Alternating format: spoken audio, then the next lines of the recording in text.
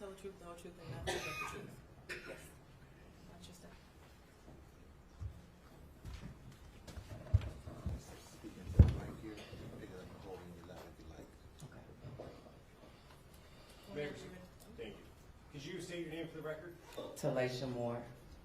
And, excuse me, Ms. Moore, I'm going to ask you a couple questions, but first I want to ask you, do you know someone by the name of Cordell Wright? I do. And how do you know Mr. Wright? He is the father of my nephew, my 17-year-old nephew. So, your sister's son. Yes. Gotcha. And is that how you met Mr. Wright? Yeah. Through your sister? Yes. Okay. And in what context is your relationship with Mr. Wright? How did you know him? Did he ever do anything for you? Things like that. He fixed my mother's car. He worked on her car. Okay. And what kind of car does your mother drive? A red Jaguar. And what's your mom's name? Jacqueline Campbell. And going back to January of 2024, where were you living at the time? Not your specific address, just the city. Ypsilanti. And who else lived with you in Ypsilanti? My mom and my son. And would Mr. Wright ever come out to Ypsilanti to fix your mom's car, her Jaguar? Yes. How often did he do that? Like a couple times. At least 2 times. And was that around January of 2024? That was the last time. In January was the Yes. last time? And when he would go out there, would he bring anyone with him? This last time he did. What about Or prior? the last 2 times. So before January 9th, him and someone else came, and then on January 9th, they both came. Okay. And the person that he brought with him, do you see that person in the courtroom today? Yes. And could you point to him and identify a piece of clothing he's wearing? Well, I can only see the top of his head right now. Are you 100% sure that it's that person? Could we have everyone remove their masks, Judge, just for a brief moment? If everyone in the courtroom could remove their mask if they have one on, please. Ms. Moore, do you see the person that Mr. Wright brought with him? I do. And could you point to him and identify a piece of clothing he's wearing?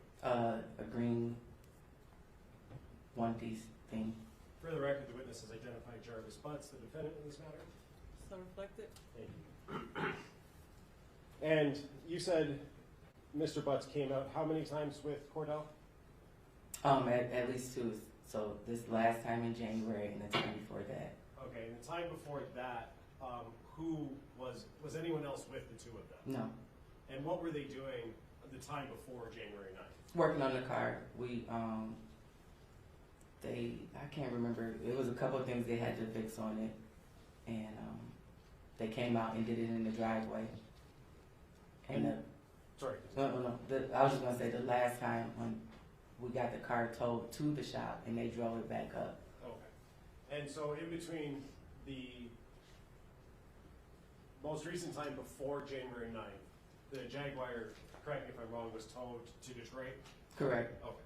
And then on January 9th, did you see that red Jaguar again? Yeah. Okay. Who brought that Jaguar out to Ypsilanti? Cordell and Jarvis. Okay. And was anyone else with Cordell and Jarvis? Yes. Who is that person? Naziah. And I want to clarify, at the time on the 9th, when Cordell, Jarvis, and Naziah came, did you know that that was Naziah Harris? No. Do you know that now? I do know now. Okay. And is that based on information you learned or seen in the news and things like that? Well, it was based on when the detectives came to the house to question us. That's when I found out who she was. But at the time on the 9th, you didn't know? Mm-mm. Is that a no? No, yeah, it's a no. I did not know. Now, let's talk about when they came out on the 9th, January 2024. What was that interaction? How long did it last? Can you kind of take me through, start to finish, their visit and delivering the car? So they came, they delivered the car. They were talking to my mom about what was wrong, gave her the invoice. It was just like a regular day. When they came in, they sat on the couch for a few minutes. Naziah was sitting in the chair by the TV. We spoke, very brief. Asked her if she wanted something to drink. She didn't. My 6-year-old son ran up to her, the dog. You know, it was just very mellow. They sat there, we talked about the car and stuff. We talked about my nephew. Cordell was trying to wait till my nephew got out of school, but because he was on tether, they had to leave, so they didn't get to stay long enough for my nephew to come. And your nephew would be Cordell's son? Cordell's son, yeah, Okay. correct. Did you talk to Mr. Butz about Neziah? Did he introduce her or anything like that? We just asked, hey, everybody spoke. He said this is his niece, and that was pretty much the basis of it. I cannot remember if he said her name or not, but he did introduce her as his niece. And so, just to be clear, not sure about the name, but he said this is his niece about Neziah. Is that a yes? That's a yes, I'm sorry. Okay. And then after that conversation, well, let me ask you, during that time when they were there, did you notice anything that was unsettling or concerning about Neziah? No. It was just a normal interaction? Yes. After that interaction was over, did the three of them, Cordell, Jarvis, and Neziah, leave your house? Yes. Okay. And as far as you know, they were headed back to Detroit, correct? Correct.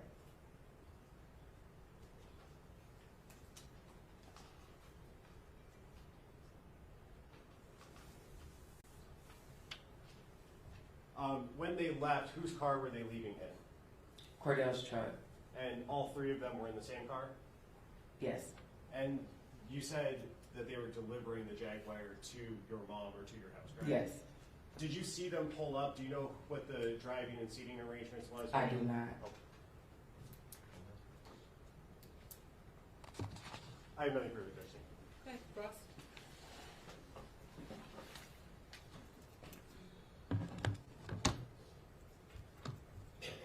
Good afternoon. Good afternoon. So, you're technically not related to Cordell, right? Correct. That's just the uncle of, he is the The father father. of your nephew. Okay. How would you say your relationship is with Mr. Wright? It's cool. Like, no issues. You got along with him well? Okay. Yes. And you know Cordell worked as a mechanic? Correct. Okay. And how long has he worked on your vehicles? Was this something new, or had he worked on your vehicles previously? I think he might have changed the oil on one of my cars a couple years back, but not that frequently. Okay. And you knew he had did you know he had a shop that he worked out of? Yes. Okay. Had you been to this shop? Yes. Okay. And you said that there was a time prior to January 9th that he came up and worked on the car, correct? Correct. And you said that my client was with him that time. Correct. Do you recall when that was? It had to be in the summer. I cannot recall the exact date. But it was the summer of 2023? Yes. Okay.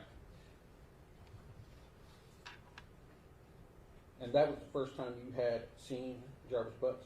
Yes. Did you say anything to him that day? Yes, The we first talked. time? Yes, we talked about me being a member of Zeta and that he had a cousin or somebody that was a Zeta. We all went to O'Reilly's to get some parts or something for the car. Okay. Stopped and got something to eat, came back, but it was very mellow, like. So that summer of 2023, you had a fairly decent conversation with them, correct? Correct. And it lasted for a period of time, correct? Correct. So on January 9th, when you saw him, you knew who he was. Correct. You had recognized him because you had spent time with him, correct? Correct. Okay. So you had the car, and you knew that he was partnered with Cordell at the shop, correct? Correct. Okay. So on January 9th, approximately when did you have the car towed down to his shop? I think we had it towed maybe like the 4th or the 5th. So it was there from the 4th, okay? And it was the 9th that they brought it back? Correct. Okay. Do you know approximately what time the car was brought back?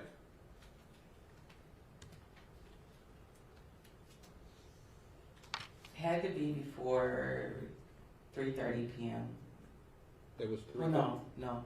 It had to be before 5:30 because my sister got off work at 5:30. So mid-afternoon. Okay.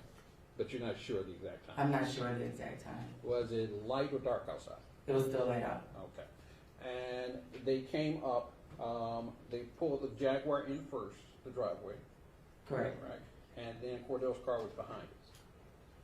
I believe so. Okay. When they pulled up, did you see them exit the vehicles? No, Okay. So you don't know who was driving what? I don't. Okay. So at that point, they came into the house, correct? Correct. And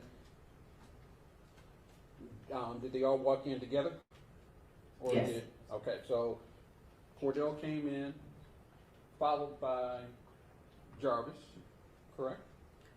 I can't tell you the exact. I don't know if Naziah walked in first or if Jarvis walked in first. Okay. And this young lady.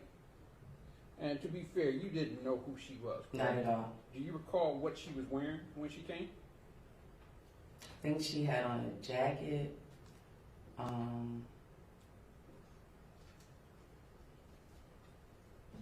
But I can't really. Don't recall? No. Okay. Do you recall what any of them had on that day?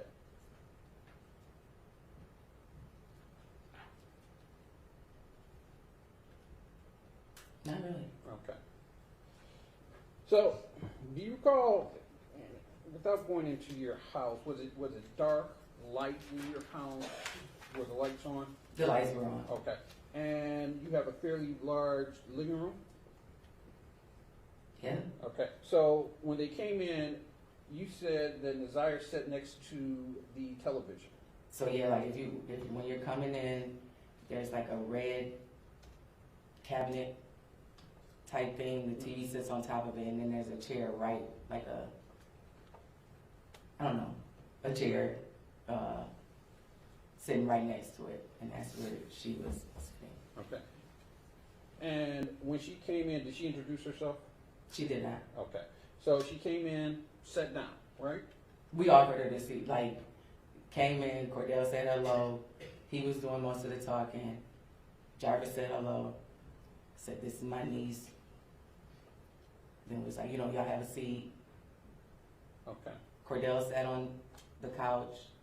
There's a couch this way, and then a long couch this way. But I'm sorry, go ahead. And I was just gonna say, I believe that they were both on this couch. Naziah was in the chair, and me and my mom were on the longer couch. So your mom was there? Yeah. Correct? All right. And you all were conversing, correct? Correct. And it's fair to say that you weren't conversing with Naziah, correct? No. You were conversing with Jarvis.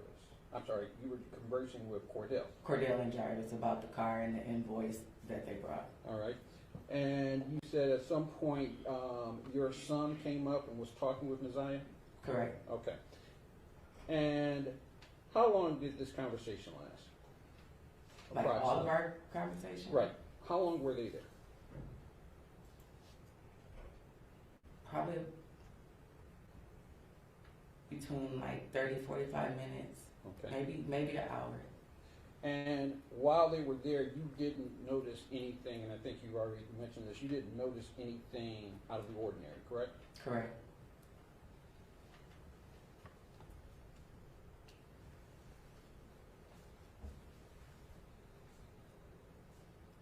Did you see Jarvis Butz conversing with Naziah Harris? No. So they didn't have any conversation? No. Okay. And you didn't notice anything awkward or out of the ordinary between the two? Correct. I Okay. didn't notice anything. So after about an hour, they left? Correct. Was it light or dark? At that It was point? still fairly light. All right. And they got into Cordell's car, correct? Correct. You don't remember the scene, I think you've already No, said I that. do not. But was Cordell driving? Correct. Okay. So that day you didn't think anything out of the ordinary happened, correct? Correct. And at some point, you were contacted, correct? Correct. When were you contacted? Well, we were contacted by Cordell the next day because when we paid the invoice, it was $70 short. So we had to get Jarvis's Cash App to send the rest of the money. So that was the last part of the conversation. And then the detectives came, I want to say the end of March, So the end of March, so, I believe. I don't know the exact day, but it was at least a month or two later. and it was when the detectives came, is when you found out that the person that was in your house was Naziah Harris, correct? Correct. All right. And did they tell you that this person was Naziah Harris? They asked me if I knew who she was, and they asked me if I knew who Cordell was. They showed me a picture of Mr. Butz. They asked me if I knew who all these people were, and they asked me if I knew her name, and I did not know her name at that time. Okay. And they told you her name?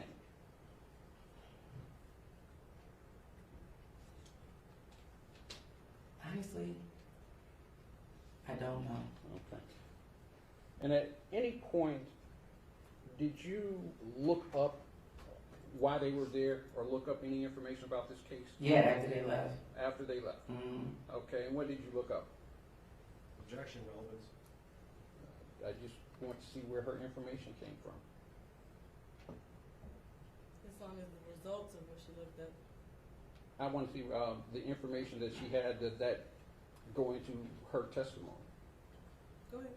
There's obviously there's podcasts out that are a bit unfavorable. It's not obvious. Well- I don't know. Okay, you don't know. Okay. What did you look up? I looked up Mr. Butt's oldest record, Okay. but I tried to type in his name, I typed in Cordell's name, tried to see if anything came up. At that time, there wasn't anything posted, but I didn't find much, other than his record. Okay.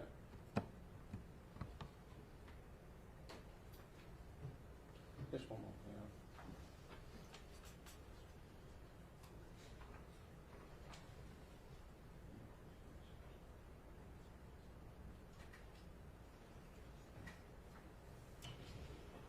No further questions. You need redirect? Yeah, very brief. Ms. Moore, Mr. Reagans was just asking you about information that you looked up and things like that. When the police were at your house, though, when the detectives were at your house, first, do you know if those were Detroit police officers? Yes, Detroit police Detectives, okay. And you said that they showed you a picture of, in court, you said Naziah, right? Say it one more time. They showed you a picture of Naziah at that time, correct? Correct. Did you identify that picture when the police were there as Naziah Harris? Did you say her name? No, I said that's the mechanic's niece. So, just to be clear, you identified her as the girl that was at your house Correct. with the defendant, Jarvis Butz. Correct. Okay. And that was before you had looked up any information? Correct, because I didn't know anything until the detectives came to the house. And while Naziah and Jarvis and Cordell were at your house, you said Naziah was sitting next to the TV? Mm-hmm. Yes. And did Naziah, during that 30 minutes to an hour, ever get up and leave, use the restroom or anything like that? No. Oh.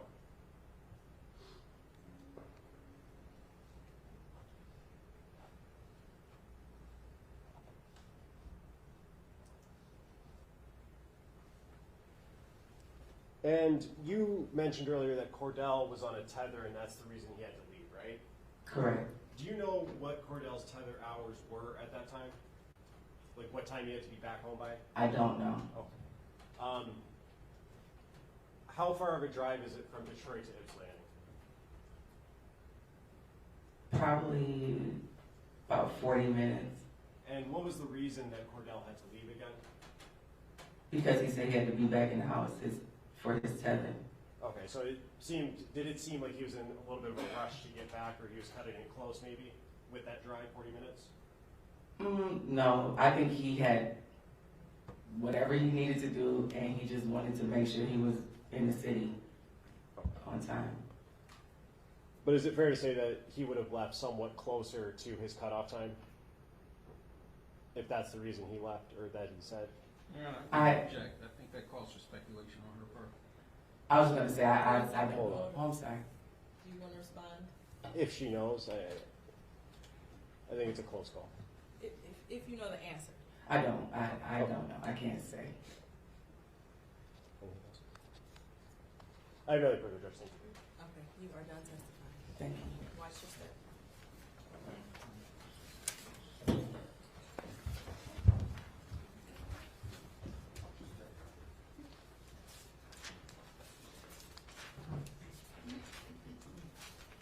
Ms. Ripley? Yes, Judge. At this time, people would call Tawana Butz. I was going to ask, does anyone need a 5-10 minute break? Are we all okay? I'll take it. Okay, 5 minutes. Use the restroom. Yes. Okay.